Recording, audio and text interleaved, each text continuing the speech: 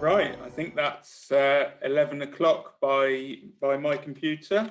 So I think we'll kick off there, and hopefully everybody's managed to log in and join following the instructions that have been sent out. So firstly, thank you to everyone for joining Angus and I today. Angus, as I'm sure many of you know, is a senior financial planner with Wise Investments. I'm a director of Whitley Stimpson, a firm of accountants based in Banbury. As this is a joint webinar and we've invited clients from both sides, I have got a couple of slides which will just flash on the screen now, hopefully just giving a little bit of background to each business. Sorry. That's us. That's Wise, and I'll pop on to our services as well. And I think just covering the boring bits and pieces first of all, if I may. This webinar is not intended to be any sort of advice. We obviously don't know people's individual circumstances. It's really designed to give you some food for thought and possibly some conversation starters when you next see your advisors, whether that be accountants or financial advisors. The purpose of today really is to talk about pensions predominantly for business owners, the potential benefits that using a pension efficiently can bring, and also some of the, I'm not going to say pitfalls, but the points to watch out for, because there is, as you'd expect, cases where you need to make sure you've dotted the I's and crossed the T's. The format for this morning will very much be a discussion between Angus and I, although I've done all the talking so far. We hope it will last 30 to 35 minutes, and then we've got time for a Q&A session at the end. We've had a couple of questions in advance already, but please do feel free as we go through to raise any questions using the Zoom Q&A function. I think for most people that tends to appear on the Zoom taskbar towards the center bottom of the screen, but I know Zoom have done various updates over the last few weeks, so I believe it could also be in the top right hand corner.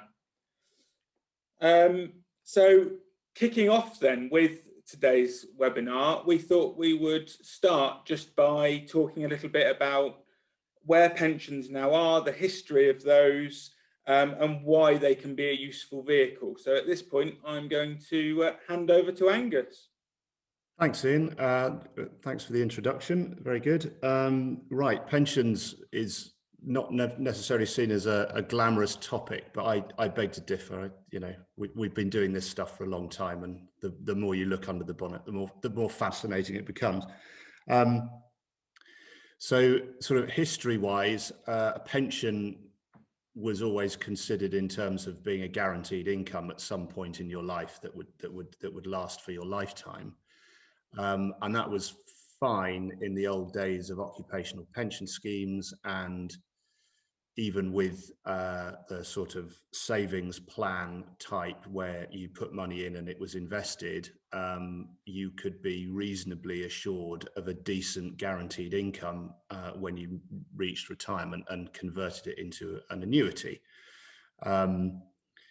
Those days are long gone, it seems. Early 90s, you used to be able to get an annuity rate of in the region of 15%, and now it's more like 3%.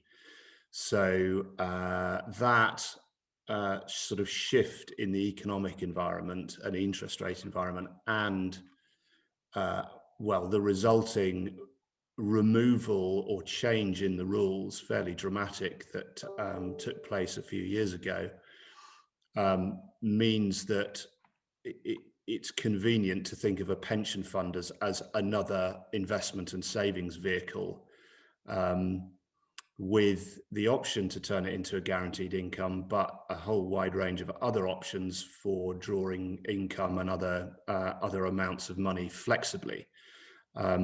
So although they've changed a lot, they're still a very important part, we think, of people's retirement planning.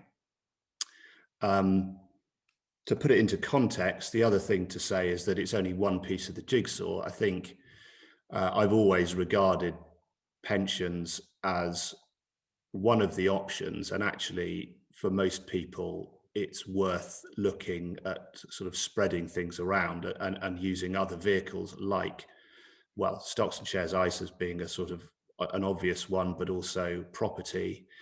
And potentially if you're a business owner, you may have the option to sort of use any excess cash or whatever that remains in the business when you retire to draw on over a period of time.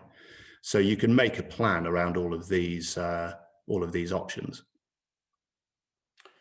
Fantastic. And I think you've just touched upon there the fact that there have been changes to pensions over the last few years, Angus. If people, a lot of people come to me with, I'm going to say, older pensions that they've had possibly from first employments or early employments. Yeah. Have all of these been updated so they now have the flexi access, or is that something that people have to sort of elect into or opt into? The answer to the first part of your question is no, not all of them have been. You need to look at the terms of the particular pension scheme. Some will have sort of relatively limited flexible options, allowing you to take a chunk of money, but not the sort of full range of flexibility. There are even some older ones that insist you buy an annuity using the money, other than the usual 25% tax-free cash. In those circumstances, if you want the flexibility, then you inevitably have to transfer the scheme to an alternative that offers those options. But that's not something you do at the sort of push of a button. It needs some research and it needs some careful planning. So can I sort of add to that? The other sort of current bone of contention is about occupational schemes with guaranteed pensions, final salary type, or defined benefit, as they're sometimes known, which some people may have traces of from previous employments. Moving those, they tend to have fairly generous guaranteed benefits, and moving those is not something that you should undertake lightly. That's all I would say, even though they may not have the flexibility of a personal pension. Indeed. And I think probably slightly less so now, but we did see a period of time where it was one of the hot topics of what I'd call spam marketing, was these letters were being sent out promising all sorts of things that they couldn't always deliver. And I think people just need to be aware that if something looks too good to be true, it usually is. Yeah, well, I think the regulator, the Financial Conduct Authority, has paid this area a lot of attention in recent years, and rightly so. The sort of default view is that it shouldn't, you shouldn't transfer out of such a scheme. That for most people it wouldn't be suitable. That's the position of the regulator, and that's a reasonable starting point. But I mean, that's a whole other potential seminar if anyone's interested. But anyway, we maybe we won't delve into the depths of that right now. No, and I think one of the things that people come to, or I get asked most frequently, if I'm honest, is around actually using a pension as part of sort of inheritance tax planning, and just being aware of the inheritance tax rules on passing on a pension. Yeah, okay. Asking as well. Well, in brief, in fact, inheritance tax usually doesn't apply at all. There's a certain limited circumstance where it might, where the revenue might say we're going to charge inheritance tax on this transfer from a pension. But in general terms, if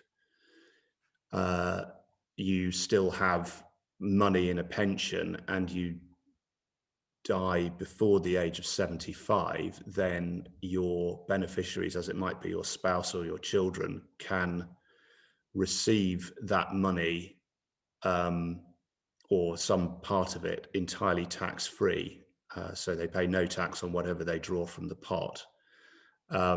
There's a change in the rule if you survive past the age of 75, and in that situation, when you die, then your beneficiaries would pay their own marginal income tax rate on whatever they draw, but they can choose not to draw anything, and there'd be no tax payable at that point,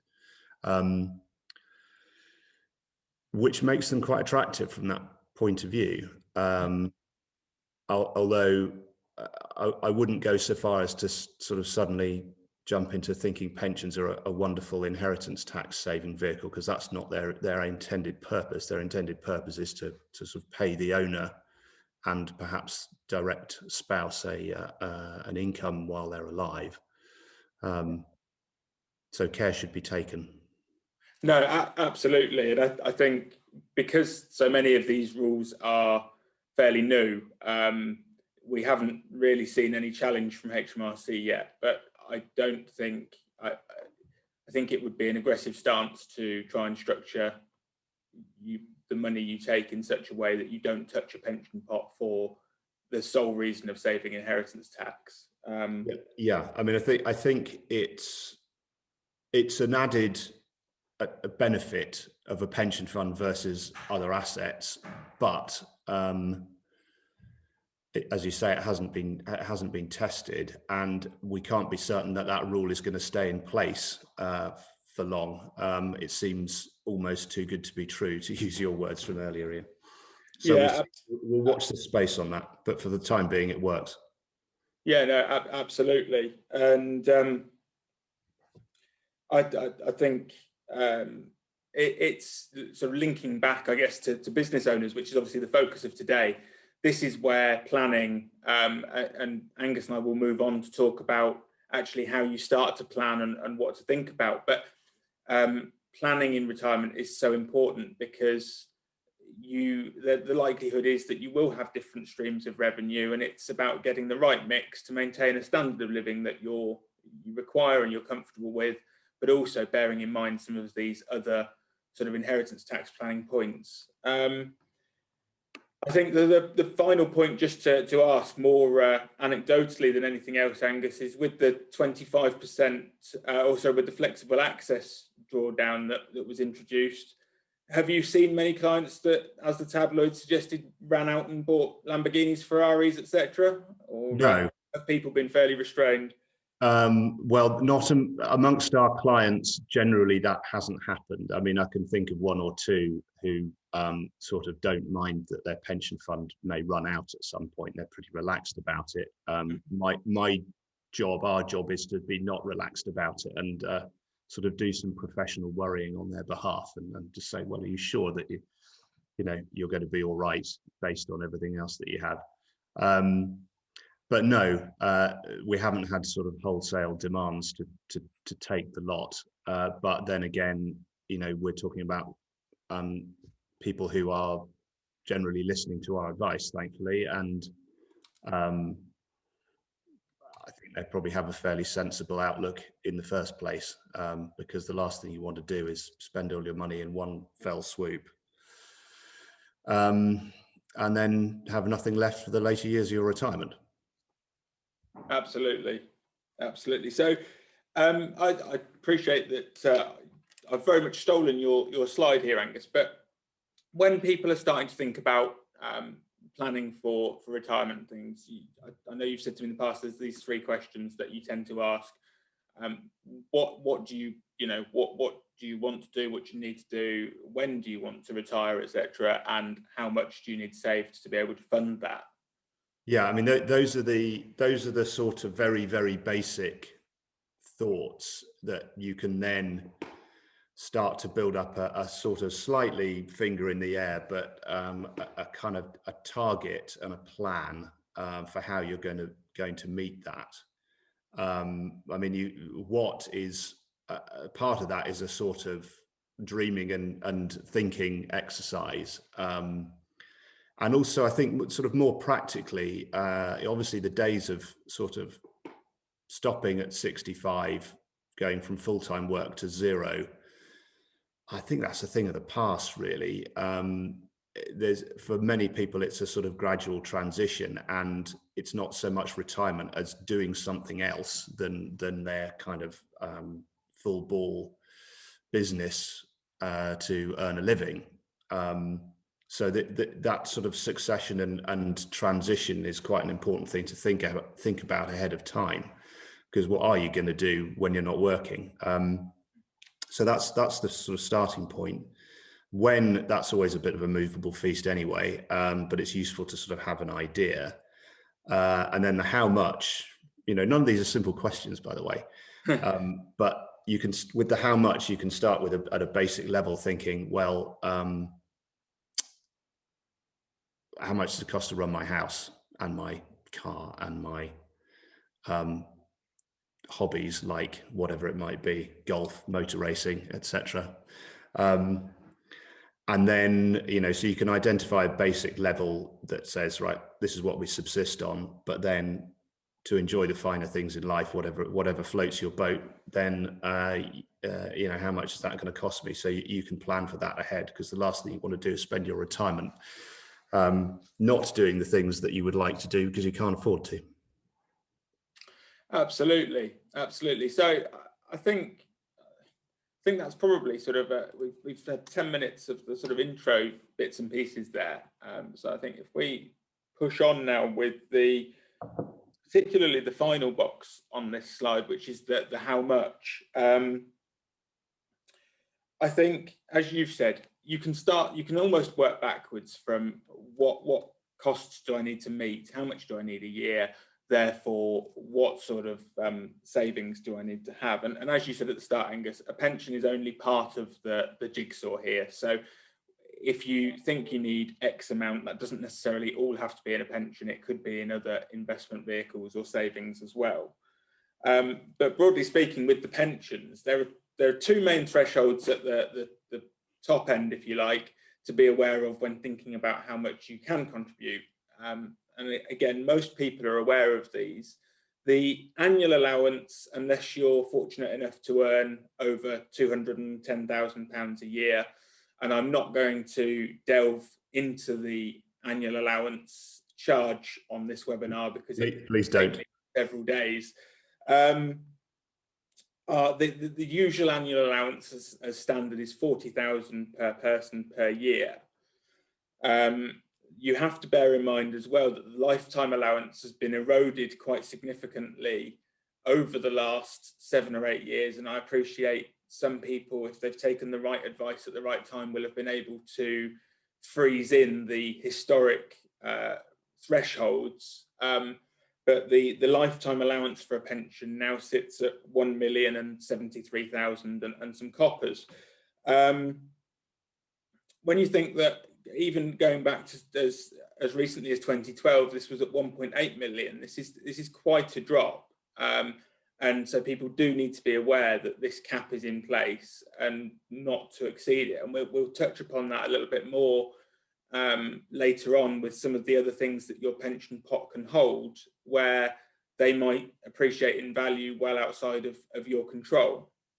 Yeah, I mean, I don't think we should delve again too much into the lifetime allowance, because you peel away the layers of the onion and it gets can get very complicated. But if anyone sort of feels that they're likely to sort of hit or exceed that threshold, then it's kind of a thing you need to talk about with an advisor. I would say that, wouldn't I? But yeah. But no, I think you're right.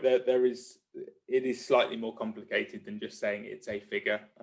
But we've then got the different types of contributions. So you can make either personal contributions, or what I'm going to talk a little bit more about today are employer contributions. Most people are aware with the personal contributions into a pension that usually you would make these pension contributions. The pension provider then tops up automatically with sort of a 20% top up from the government. And if you're a higher or additional rate taxpayer, you disclose the pension contributions on your tax return and achieve relief at your marginal rate. And again, Angus and I were thrown an absolute lifeline. When we started to plan this a few months ago, we were both sat thinking this might be 4 or 5 weeks before a budget where we knew that the Chancellor was potentially looking to recover some of his COVID costs, and pensions have been talked about for the last few years as being a target. But he threw us a lifeline and has postponed the budget until next March. So we're not going to go down the route of trying to second guess what he may or may not do. But it does mean that we have got a little bit more time. If you're concerned, then it'd be worth talking to somebody now and just making sure that you've done all you can before the budget. Yes, I think that's a fair point. So if you're making a personal contribution, the standard limits apply. So it's based on your relevant earnings. If you don't have any earnings, then it's effectively £3,600 a year is the maximum you can put in. If you have a salary or other relevant earnings, then you can contribute the same amount as your salary up to the £40,000 threshold. So that's all quite tidy. Yeah, just to be clear, it is just salary. So any other income that you might have, like dividends, or you can't count that towards a personal contribution. No. But we're about to sort of cover how you can overcome that through company contributions. Indeed, and I think because the majority of people here today are business owners, it's actually utilising the employer contributions. So this is something that we would typically work with the financial advisors on. Your company can actually make pension contributions on your behalf to any pension fund, really, and those contributions are deductible for corporation tax purposes. So if you've had a very good year, this is actually quite a useful strategy in mitigating any corporation tax that may be payable. And because the company are making them directly to the pension fund, they're not classed as income in your hands. So there's no personal tax implications on these, as long as you stick within the annual allowances that I've already set out.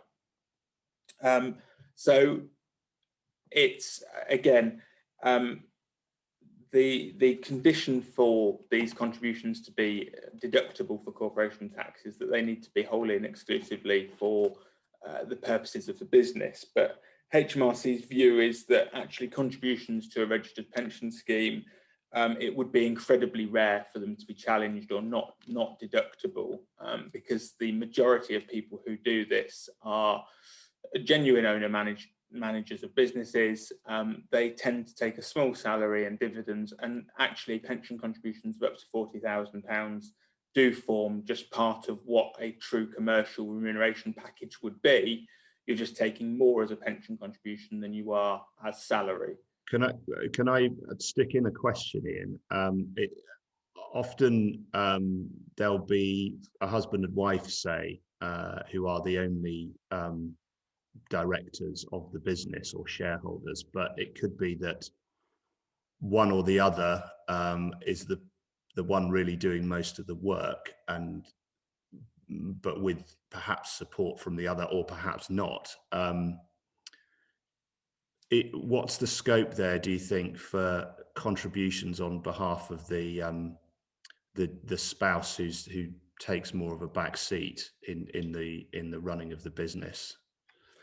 I have to be careful what I say because we are being recorded, but it's... Sorry, I put you on the spot. No, absolutely fine. No, I think realistically, when I'm giving advice on this, you have to look at the reality of what's the situation and make people aware of the risk. Now, I've said HMRC have stated that they're very unlikely to challenge on this, and we don't see large numbers of challenges on this point. But I think my personal view is that it needs to be justifiable. So if I'd agree with that. If somebody's doing absolutely or very little in the business, and suddenly you're looking to put the full 40,000 in, I think that's probably quite hard to justify.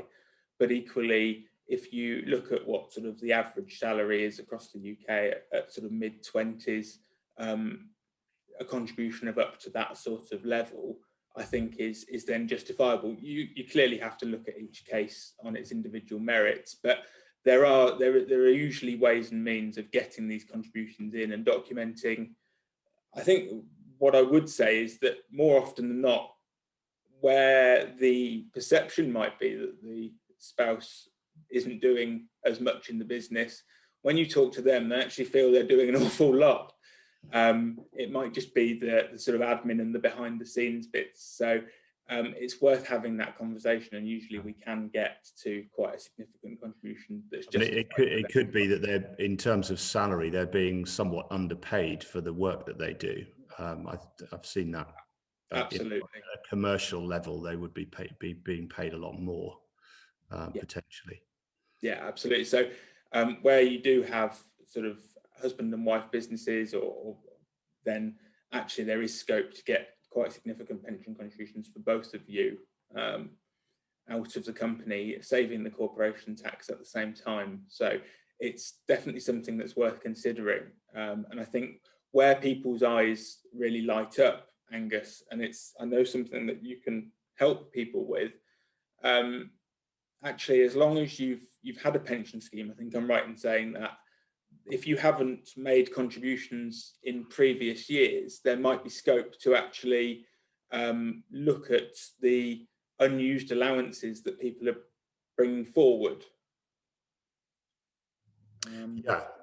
We've had a timely comment on the chat asking us exactly that. So shall I? And a similar one on the question and answer panel as well. Shall I have a crack at that one? Yeah, if you don't mind.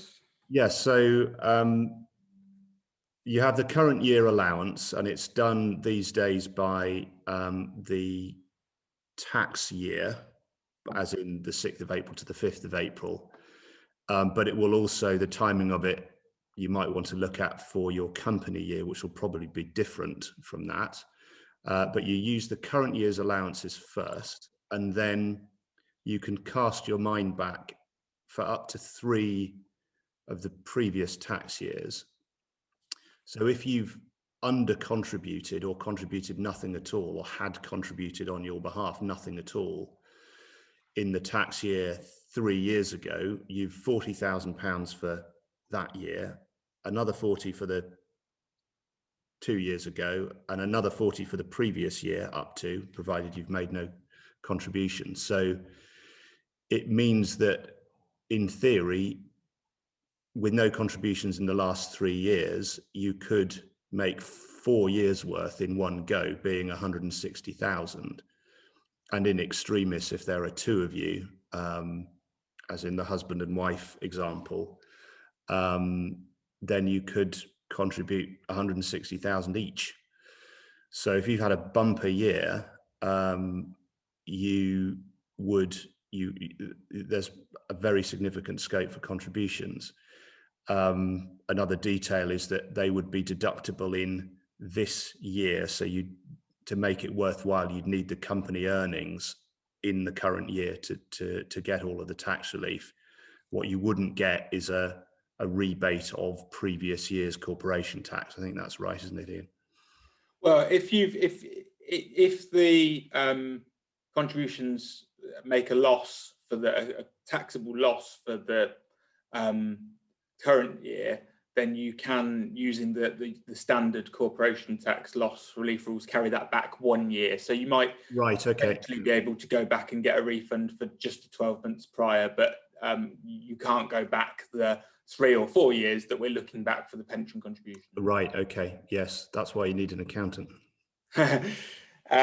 So, I mean, we're talking about potentially just going back to the sort of husband and wife business. For you as a family unit, there's the scope that if all of the stars aligned, you could make £320,000 of pension contributions in one go,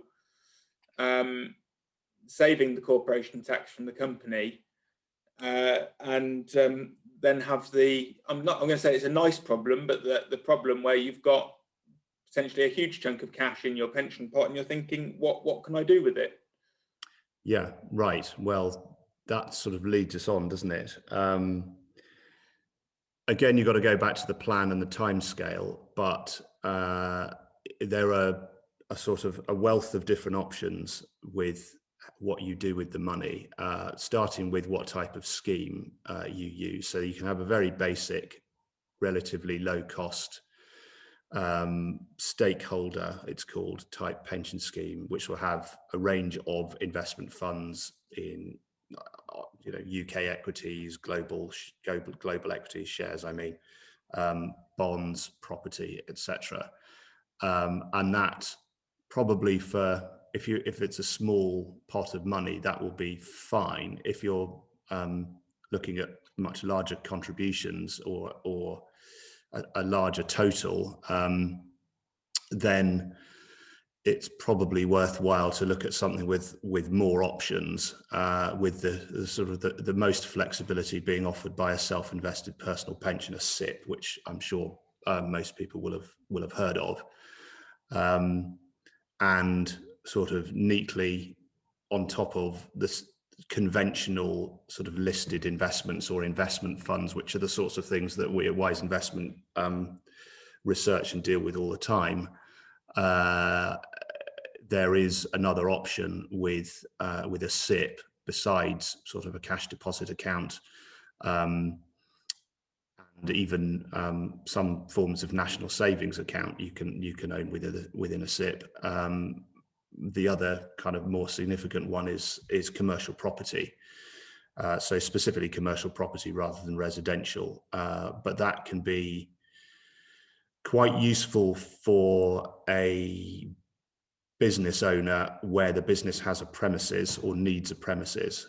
So it could be that you're currently leasing or renting a premises, but you'd like to buy one, and you could buy it in the business, but you could also, subject to a few hurdles to jump over, you could also buy it within a pension fund. Right.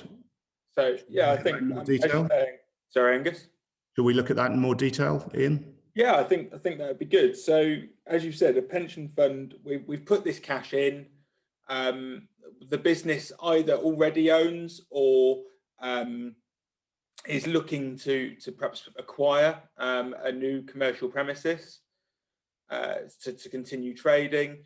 We're starting to think about how this can be funded, and clearly the purpose of today's webinar is not to do the comparison between owning a property privately and owning a property within your pension fund. We're just looking at the pension fund element, and you would need to take advice on that. But as Angus said, the pension fund could, let's say you identify an office block that you want to acquire. The pension fund could buy that for you, and if there isn't quite enough cash in there to actually purchase that for the company, then it can borrow, I think I'm right in saying 50% of the fund value. Yeah, so just to be sort of specific, if supposing you're looking at a building that costs, and I'm making these numbers up, but that would cost 600,000, including all of the purchase costs, stamp duty, legal fees, and so on and so on. If you had a fund, a cash as it might be, already worth 400,000, you could borrow a further 200,000, so half the value of the fund at the time of borrowing. Yes. So in a way, it's 1/3 in that example, 1/3 of the purchase price. So that is a bit restrictive, perhaps, in some situations, but there it is. You can borrow money to buy a property if you need to. But where we tend to see this, I think, and we've obviously had chats about this beforehand, but where we tend to see it is if you've got a business that's perhaps got, I don't know, half a dozen, 10 unconnected owners, effectively the only thing they have in common is that they run this business together. Obviously, it's each of their pension funds if they choose to, although it's not an all or nothing. Some could do pension funds, some could do it through a completely different vehicle, are buying their share of the property, aren't they? So yeah, when you have got more people, ultimately this potentially does open up to a slightly wider wider scope. Yeah, although it gets complicated, but Yes. I've seen it work very well. You need not all pension providers are willing to let you do this. You might set up a group SIP, as it's called, with essentially each individual has their own pot, but each pot owns a proportion of the property. You have to be aware that, you know, if they're all different ages or planning to leave the business, retire at different times, you need to make provision for that, because they will probably the lever will probably need to be bought out, and so, you know, you need the liquidity and so on. So it's not a straightforward thing to do, but it can be done. Absolutely, absolutely. And I think so. Obviously, you can then have your commercial property within the SIP wrapper. I think just to complete the picture, so that people can see why this can, in certain circumstances, work so neatly. Your company that's then using these premises can pay a commercial rent to the pension fund. That rent charge is deductible for corporation tax purposes, and is not taxable on the pension fund doesn't pay any tax on the receipt there. So it's quite a neat way of getting additional cash into your pension fund. And of course, once you've then got the choice, you can either use that cash to pay down, if you have had to take out some borrowings, any debt, or you can then invest elsewhere to really start to diversify your SIP holdings and your SIP portfolio. Yeah, liquidity is one issue with commercial property, and also if it's the dominant asset in your portfolio, you've got one building, it's not going to be very diverse. So you should think about branching out. I'm just sort of conscious of time. Yeah. So we've had a question actually specifically about commercial property, which I thought we should tackle now. So I'll read it out to you. Can you use pension funds to pay for improvements or repairs?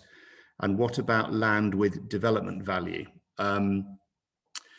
So if essentially the pension fund owns the property, so the pension fund is responsible for it. So yeah, if you're going to do a major development or improvement or or repairs, well, specifically the property, the SIP rather, is the landlord. In some situations, it depends on the deal with the tenant, but often it's actually the tenant, in my experience, that is having to that pays for repairs, or, you know, at the end of their lease, they make sure they make the property good. But I believe I think you've just hit the nail on the head there, Angus. Although it might feel like all of this is yours, if you like, as a business owner, they are very clear, very separate entities, and so you would need to put in place a lease between them, which would then clarify in the terms these sorts of points, wouldn't it? I think, in terms of who's liable for the repairs and those sorts of things. Yeah, and the second part of that about development land, each pension provider that allows commercial property will have their own limits, but the rules, so some may or may not allow it, but the rules allow you to develop land commercially, so with a commercial premises, with a view to then renting out, continuing to own that building and renting it out. You're not supposed to use it as a vehicle for building properties and selling them and then rolling that into another development. Better done as a property development business, I would imagine. Indeed. So there are some questions. Are we there, do you think, Ian? Because I was going to say, I think we are more or less there. I'm just conscious of time. So if you're, you know, if you think that the commercial property route is of interest to you, then please do pick up the phone or contact Angus or I. So there are some compliance things that you need to get sorted as well. Make sure shareholders agreement is correct, and as with the repairs, the property will still need insuring, and you need to make sure that the SIP is appropriately covered by that. Yeah. I think that then covers really what we thought business owners could use the pension fund for. I know, Angus, you've got a few notes on taking the money back out, but we did sort of cover that earlier on with the 25% tax-free. Yes. And I think we're going to look at that in more detail next week anyway. So should we leave that till then? Absolutely. So should we have a look at some of the questions? Yeah. So the first question was, would there be any advantages to leaving cash within a company through and after retirement age, which can then be invested in shares or property and a dividend paid each year, versus, to paraphrase, versus drawing income from a pension where the tax rates are different. So I would see that as a complementary strategy. If you draw at marginal income tax rates, you might be paying 20% on pension income and only 7.5% on dividends. That's right, I think. Yes. So, yeah, you can invest within a company is the brief answer, and that may be a good strategy alongside the pension. Getting money out of the company might be worthwhile, especially because it's in a pension, it's ring fenced from creditors, and there's various other advantages to that. Sorry, that's a very brief answer to quite a complicated question. It is, and I was going to say, I think we're going to see that question probably pop up more and more, because it used to be, if your trading business had come to the end of its life, it used to be almost a no-brainer that you would wind the company up and take advantage of entrepreneurs relief when the threshold was £10 million. But clearly now that's dropped to £1 million. There's a lot of people who would find themselves liable to capital gains tax on that at the higher rates, and so are considering keeping the company open. So I think there are a lot of points to consider with that question, but in principle, yes, it could well work well as part of a balanced strategy. I've seen another question here, which I actually meant to cover in the slide, that somebody's asked: is there a problem with paying yourself a low salary, for example, £10,000, and a significantly higher pension amount through the company in a regular yearly way? And the short answer to that is no. There's no problem at all with that, as long as we've covered, that it's a company contribution, i.e. an employer contribution. Obviously, if you were trying to do that in a personal way, the maximum you could contribute would be equal to the salary. So, but no, we see HMRC have confirmed that they don't intend to challenge these sorts of things. And without knowing your business, but I would imagine that would represent sort of a commercial salary for the role that you do. So, yeah, absolutely no problem with doing that. Okay, so there's a couple of sort of short answer ones. Is the lifetime allowance based on the amount paid in or the current value of the pension pot? It's the current value at the time that you take benefits. So you could argue that if you invest very well and make a lot of capital growth, you sort of get penalised for that. But that's a debate that needs to be had at a higher level than this forum, I think. I hope that's clear enough answer to that one. I think can we make an employer contribution of more than 40,000 if they have unused allowances? We covered that, I think, in the seminar. So the answer to that is yes. Yes, you can. There's a question. Sorry, we're rattling through these so as not to keep everyone too long. About with borrowing money from the pension, is there tax to pay on this? You can't borrow money from a pension scheme.